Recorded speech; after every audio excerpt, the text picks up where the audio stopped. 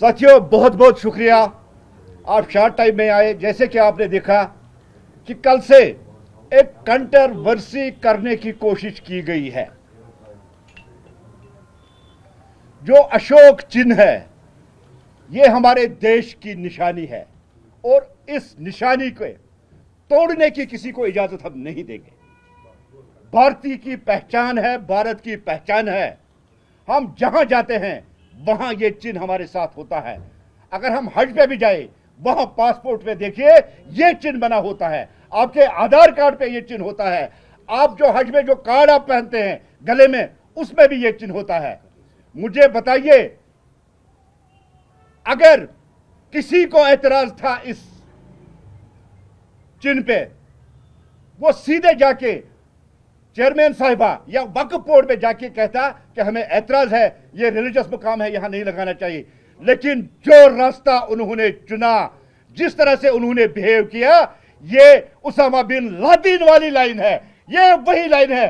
ये बेसिकली भारत के चिन्ह को यहां आने नहीं देते हैं। एक पार्टी कहती है कि यहां तिरंगा उठाने के लिए हाथ नहीं रहेगा और वो आज हमें इस्लाम का दर्स दे रही है, और दूसरी पार्टी आज इस राष्ट्रीय चिन्ह के पीछे पड़ी है। और जिन्होंने वहां गुंडे भेजकर इस राष्ट्रीय चिन्ह की तोड़फोड़ की है, भारतीय जनता पार्टी इसको किसी भी सूरत में बर्दाश्त नहीं करेगी। जिस तरह से कल से मुख्तलिफ स्टेटमेंट इसमें आ रहे हैं, ये खाली मेरा चिन्ह नहीं, ये नेशनल कॉन्फ्रेंस का भी चिन्ह है, ये पीडीपी का भी चिन्ह है, ये भारत के हर एक शहरी का चिन्ह है, जिसके जेब में है, जिसके पैसे में है, जिसके पासपोर्ट पे ये होता है। अगर इनको इतना ही ऐतराज है तो पैसे लेके अंदर वो दरगाह में क्यों जाते हैं, मस्जिद में क्यों जाते हैं, पासपोर्ट लेके वो अंदर क्यों जाते हैं? क्या उस वक्त उनकी नमाज मकरू नहीं होती है? ये एक सोची समझी साजिश थी, क्योंकि ये चिन्ह जो है ये एक बहाना है एक पार्टी को डॉक्टर दुर्गा इंदिराबी की डेवलपमेंट, उसने जिस तरह से हजरत बल श्राइन को डेकोरेट किया, रिनोवेशन की, चारी शरीफ, मुख्तिम साहब, जिस तरह से उन्होंने डेवलपमेंट किया, उनको लगा कि हमारा नाम अब कहीं नहीं है, इसलिए उन्होंने गुंडे भेजकर उस राष्ट्रीय चिन्ह की तोड़फोड़ की है। बेसिकली दर्द भी छलक रहा था नेशनल कॉन्फ्रेंस के जो सुबह स्पेशल प्रेस कॉन्फ्रेंस दे रहे थे कि नेम प्लेट क्यों लगाया। भाई, काम किया है हमारी चेयरपर्सन ने, दरगाह को एक मॉडल बना दिया।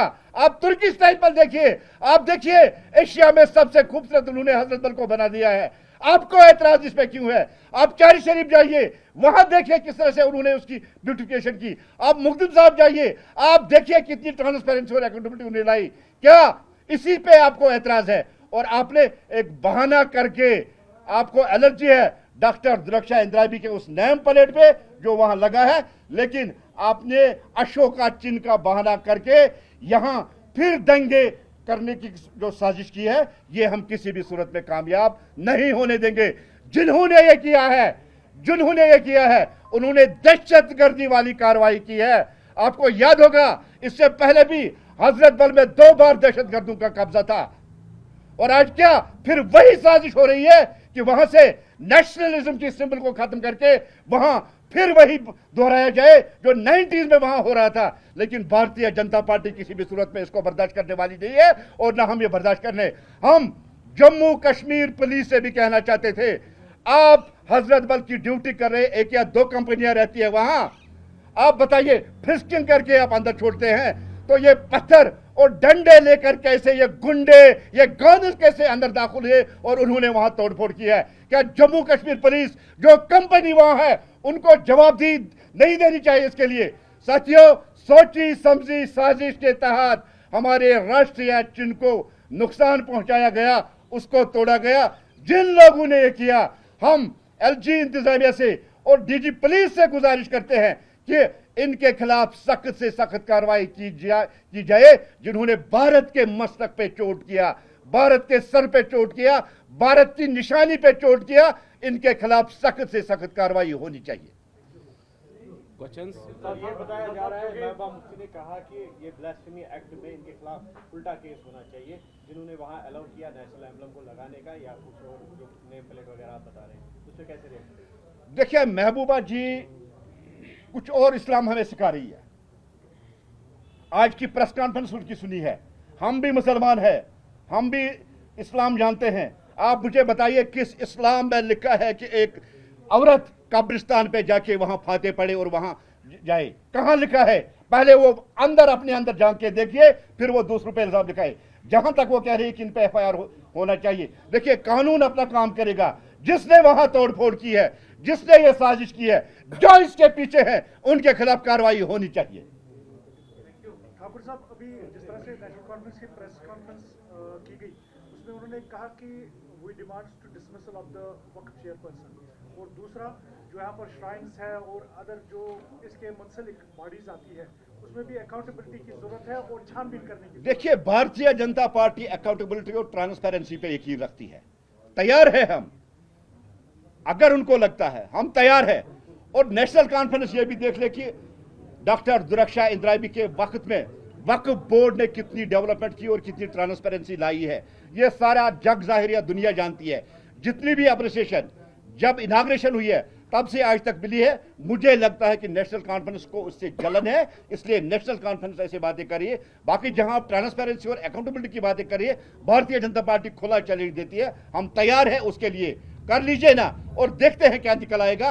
हमें इन चीजों से डराने की जरूरत नहीं है, लेकिन जिन दहशतगर्दों, जिन गौंडों ने ये किया है, उनके खिलाफ सख्त से सख्त कार्रवाई होनी चाहिए। अल्ताफ साहब मुझे बताइए, अब बीजेपी क्या मानती है, रिलीजियस प्लेसेस के अंदर नेशनल एम्बलम लगाना सही है गलत? क्योंकि एनसी ने जो आज प्रेस कॉन्फ्रेंस में कहा कि प्राइम मिनिस्टर ने जब राम मंदिर का उद्घाटन किया था उसमें भी नहीं लगा था, और इसी दरगाह में, दरगाह हजरत बल में पिछले साल दुर्रक्षा इंद्राबी ने 2 इनॉग्रेशन की थी, उसमें नहीं लगा था, ये पहली बार आज लगाया है। बीजेपी क्या मानती है? देखिए, भारतीय जनता पार्टी का क्लियर स्टैंड है। अगर किसी को ऐतराज है या लगाने की बात जो है, लगे या न लगे, हम कहते हैं तरीका है, डेमोक्रेटिक सेटअप में, डेमोक्रेटिक कंट्री में रह रहे। आप दुर्रक्षा इंद्राबी साहिबा के पास जाइए, आप वक्फ बोर्ड के पास जाइए, उनको कहिए हटा दीजिए वहां से, जबकि कल उन्होंने खुद कहा कि अगर मेरे पास आते मैं हटा देती, लेकिन तरीका गलत था, दहशतगर्दों वाला तरीका था, ये गानों का तरीका था, लुटेरों का तरीका था।